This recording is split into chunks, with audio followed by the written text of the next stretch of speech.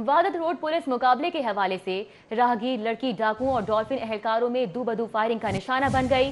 फातिमा मौके पर ही जाँ बहक। पुलिस ने तीनों डाकुओं को असलहे समेत गिरफ्तार कर लिया है। वजीर आला पंजाब सरदार उस्मान बुज़दार का पंजाब यूनिवर्सिटी के करीब पुलिस मुकाबले का नोटिस, डाकुओं की मुबैना फायरिंग से लड़की की हलाकत के वाक़े की रिपोर्ट भी तलब कर ली है। IG पंजाब का DIG ऑपरेशंस को तहकीकात का हुक्म भी दिया गया है। आज ये अफसोसनाक वाक़े पेश आया है वाहदत रोड पुलिस मुकाबला, जहां पर राहगीर लड़की डाकुओं और डॉल्फिन एहलकारों की में दूबदू फायरिंग का निशाना बनी और फातिमा मौके पर ही जाँ बहक हो गई। पुलिस ने तीनों डाकुओं को असले समेत गिरफ्तार कर लिया है, जबकि वजीर आला पंजाब उस्मान बुज़दार ने पंजाब यूनिवर्सिटी के करीब पुलिस मुकाबले का नोटिस भी ले लिया है। डाकुओं की मुबैना फायरिंग से लड़की की हलाकत के वाक़े की रिपोर्ट तलब कर ली गई है। IG पंजाब का DIG ऑपरेशन को तहकीकात का हुक्म भी सामने आया है। राहगीर लड़की डाकुओं और डॉल्फिन एहलकारों में दूबदू फायरिंग का निशाना बन गई। फातिमा मौके पर ही जाँ बहक हो गई। अफसोसनाक वाक़या पेश आया। पुलिस ने तीनों डाकुओं को असलहे समेत गिरफ्तार कर लिया है। वजीर आला उस्मान बुज़दार ने पंजाब यूनिवर्सिटी के करीब पुलिस मुकाबले का नोटिस भी लिया। डाकुओं ने मुबैना फायरिंग से लड़की की हलाकत के वाक़े की रिपोर्ट तलब कर ली है। मकतूला की वालिदा का इस मौके पर क्या कहना था, आइए आपको सुनवाते हैं। मेरी बेटी अभी तक का है।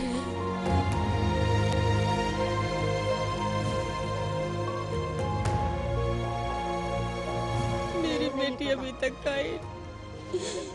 मेरी बेटी अभी तक का है। मेरी बेटी लान उसका पोस्टमार्टम करने लगे, उसका कोई कसूर नहीं है। मैंने किसी से कुछ नहीं कहा, मुझे किसी से कुछ भी नहीं चाहिए। मुझे मेरी बेटी चाहिए, मुझे मेरी बेटी दे दे। पोस्टमार्टम की मैंने आपको कुछ पूछा है कि वो पोस्टमार्टम करवा रहे हैं? करवाना चाह रहे, वो दे नहीं रहे बॉडी।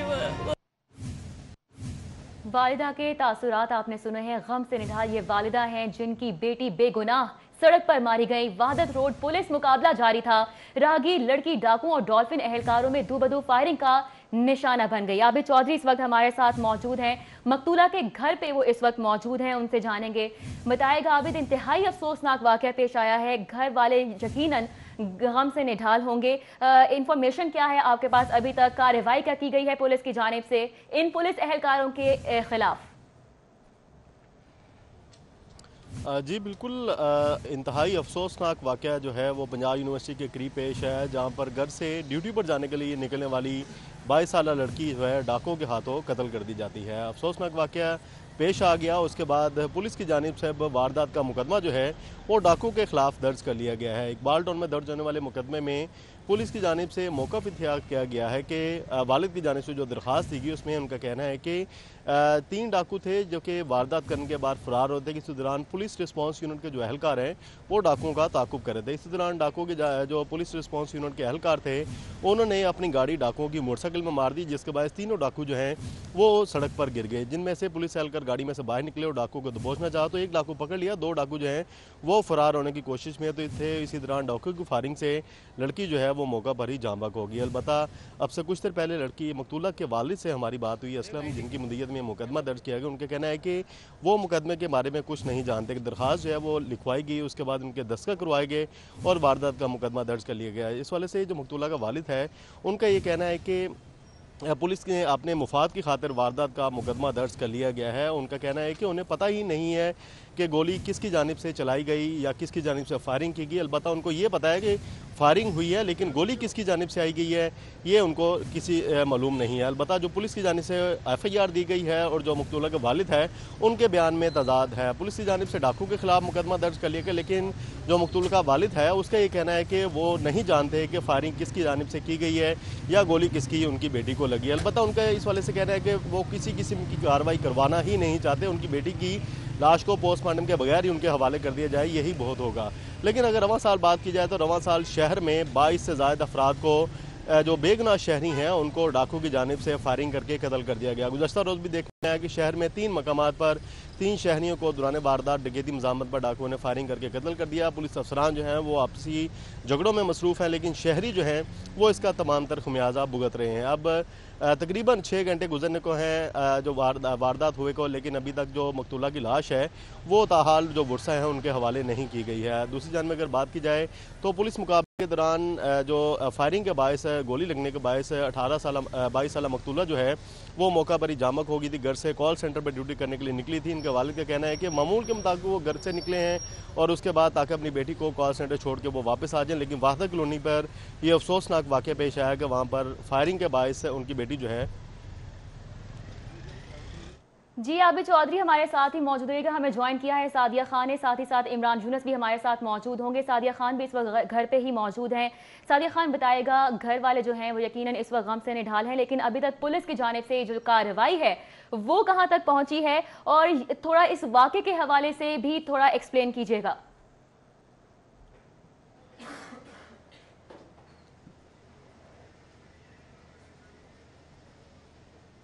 जी हाँ, बिल्कुल। आज डॉल्फिन पुलिस और डाकुओं के दरमियान होने वाली फायरिंग की वजह से एक बेगुनाह शहरी खातून फातिमा अपनी जान से गई। और अगर हम बात करते हैं उनके अहल खाना से, तो मैं इस टाइम उनके घर के बाहर मौजूद हूँ। उनकी वालदा से भी बात की है, उनके वालिद से भी बात की है। तो वालदा ने यह बताया है कि वो वालिद के साथ काम पर जा रही थी और 10 से 15 मिनट पहले ही वो घर से निकली थी कि थोड़ी देर बाद घर इतला दी जाती है कि बच्ची ज़ख्मी हो गई है, और उसकी कुछ देर बाद इतला मिली कि बच्ची गोली लगने से उसका इंतकाल हो गया है। वालिद के मुताबिक वो बिल्कुल अपनी रफ्तार के साथ बच्ची को उसके दफ्तर छोड़ने जा रहा था कि ना जाने कहाँ से बच्ची को गोली लगी और बच्ची नीचे गिरी। जब पीछे मुड़ के देखा तो बच्ची ज़मीन पर पड़ी हुई थी। बच्ची को उठाकर रिक्शे में डाला और हॉस्पिटल लेकर गए हैं, जबकि पुलिस वहाँ से जा चुकी थी। वालदा ने अभी जो है यही अपील की है कि उसकी बेटी किसी की मौत मरी है और अभी उसका पोस्टमार्टम किया जाएगा। वालिदैन नहीं चाहते कि वो किसी किस्म की कानूनी कार्रवाई करें या किसी किस्म के इस तरह की कार्रवाई में जाएं। तो वालदा ने अभी यही अपील की है कि उनकी बेटी पहले ही किसी की मौत मरी है, तो इसलिए उसकी बेटी की डेड बॉडी को अजियत ना दी जाए और डेड बॉडी को का पोस्टमार्टम ना किया जाए। अब इनके वाहिकी ने यह बताया है कि पुलिस की जानिब से भी किसी किस्म की कार्रवाई नहीं की जा रही। इवन के डेड बॉडी म्यू अस्पताल की डेड बॉडी में मौजूद है, वहाँ पर इनके अहले खाना भी हैं। किसी किस्म का तावन नहीं किया जा रहा और अस्पताल इंतज़ामिया की जानिब से कहा यह जा रहा है कि अभी भी कोई बड़ा अफसर मौजूद नहीं है, जिसकी वजह से ना तो डेड बॉडी का पोस्टमार्टम किया जा सकता है, ना ही कोई मज़ीद कार्रवाई की जाती है। तो इनके वालिदैन ने यही कहा है कि बेटी नागहानी मौत के मुँह में चली गई है और इसकी कार्रवाई जो है वो अमल में नहीं लाना चाहते। वो पुलिस के किसी भी मामलात में दखलंदाजी नहीं देना चाहते। बस वो ये चाहते हैं कि उनकी बेटी का पोस्टमार्टम ना किया जाए और उसकी डेड बॉडी वालिदैन के हवाले की जाए ताकि उसकी तदफीन की जा सके। ठीक है सादिया, आप हमारे साथ ही मौजूद रहेगा। मकतूला की वालिदा का क्या कहना है, आपको एक बार फिर से सुनवाते हैं। मेरी बेटी अभी तक है,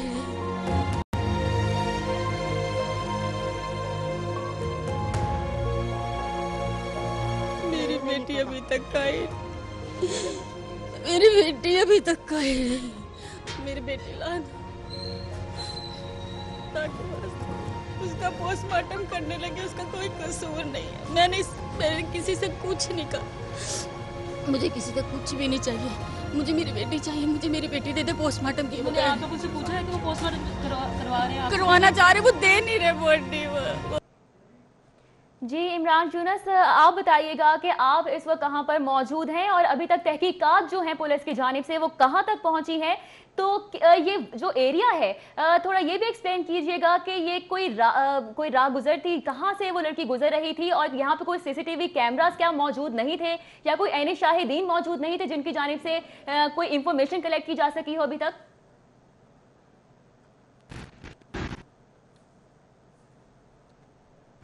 जी बिल्कुल, आज दोपहर आया है कि अल्लामा इकबाल की रिहायशी 22 अपनी जॉब बाहर जो है वो अंधी, फिलहाल अंधी गोली जो है वो उसे कहा जा सकता है, चूँकि कंफर्म नहीं हो रहा कि गोली जो है वो किसकी लगी। अंधी गोली का शिकार हुई और जाँ भाग हो गई। इस वक्त मैं उसी मुकाम पर खड़ा हूँ जहाँ पर उसे गोली लगी और पुलिस और डाकुओं के दरमियान जो फायरिंग का तबादला हुआ उसके नतीजे में वो जाँ भाग हुई है। लड़की के वालिद की जानिब से जो FIR दर्ज कराई गई है उसमें बयान ये किया गया है कि डाकू की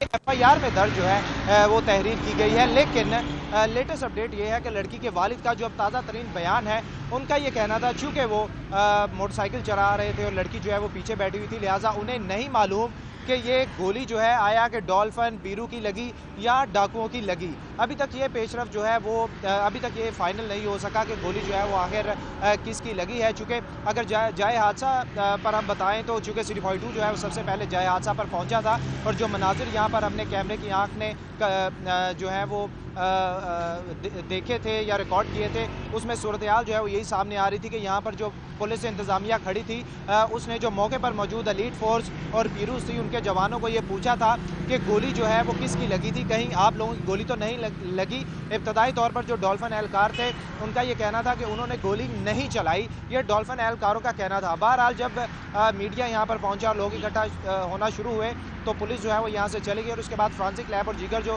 कानून नाफिज करने वाले इदारे हैं वो यहाँ पर आए और जो लड़की का खून जो है इमरान यूनुस आप हमारे साथ ही मौजूद रहेगा। अभी रुक करते हैं इरफान मलिक का। इरफान मलिक बताएगा, शहरी कहीं भी महफूज नहीं है, अफसोसनाक वाकया पेश आया है, 22 साल बेगुनाह लड़की दिन दहाड़े गोली का निशाना बन गई।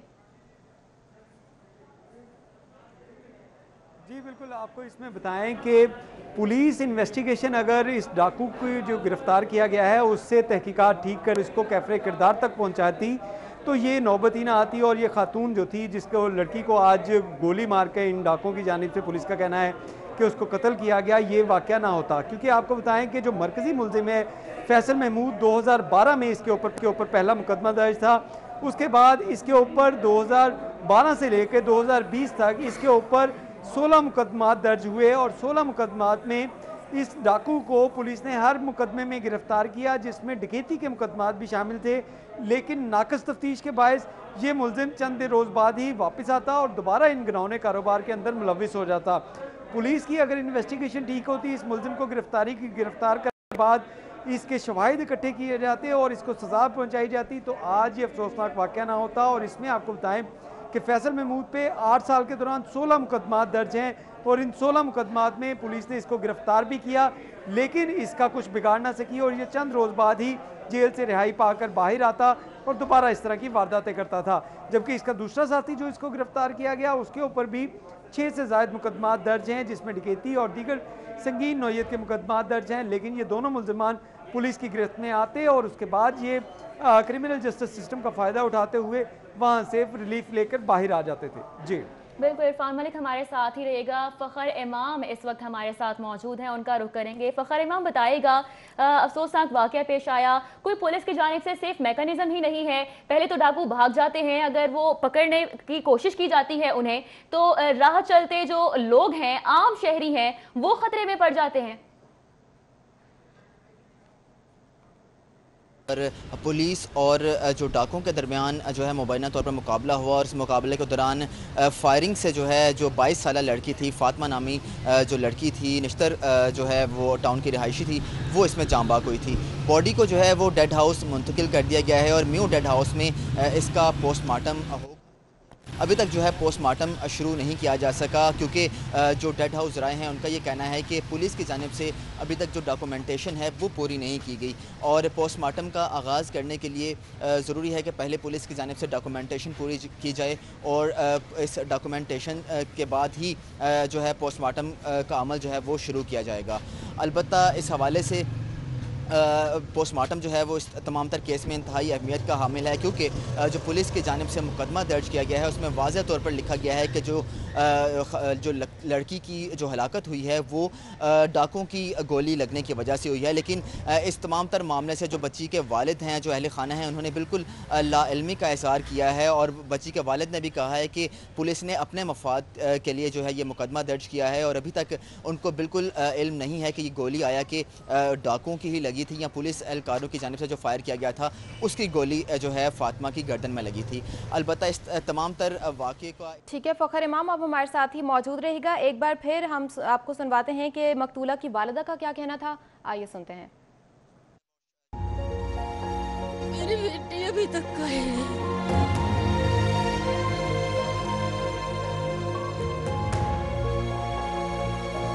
मेरी अभी तक कहीं मेरी बेटी अभी तक कहीं नहीं। मेरी बेटी लाना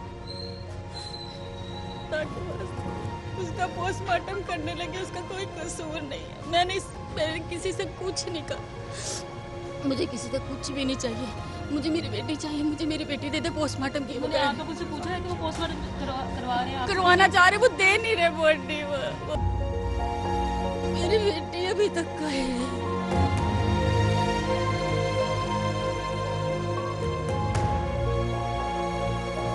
मेरी बेटी अभी तक का है।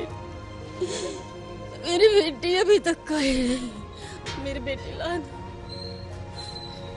ताकि उसका पोस्टमार्टम करने लगे। उसका कोई कसूर नहीं है। मैंने किसी से कुछ नहीं कहा। मुझे किसी से कुछ भी नहीं चाहिए। मुझे मेरी बेटी चाहिए, मुझे मेरी बेटी दे दे पोस्टमार्टम की। मैंने आप लोगों से पूछा है कि वो पोस्टमार्टम करवा रहे हैं मकतूला की वालिदा गम से निढाल है, उनका क्या कहना है वो आपने भी सुना। साथ हमारे साथ मौजूद थी इरफान मलिक, आबिद चौधरी, फ़खर इमाम और इमरान यूनुस भी हमें तफसीलन अपडेट कर रहे थे। आप सबका बहुत शुक्रिया।